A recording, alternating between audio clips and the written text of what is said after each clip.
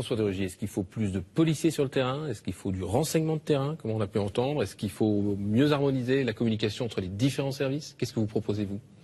D'abord, moi je voudrais saluer la réaction du peuple français. Le peuple français a fait preuve d'une réaction d'une extrême sagesse, d'une extrême dignité face au choc que nous avons subi avec les attaques terroristes qui nous frappent extrêmement durement depuis 2 ans. Aucun esprit de vengeance, aucun esprit de revanche. Et ça doit être salué parce que c'est ça aussi la condition pour la sécurité. C'est que nous fassions corps. En termes de mesures. Évidemment, il faut aussi des mesures.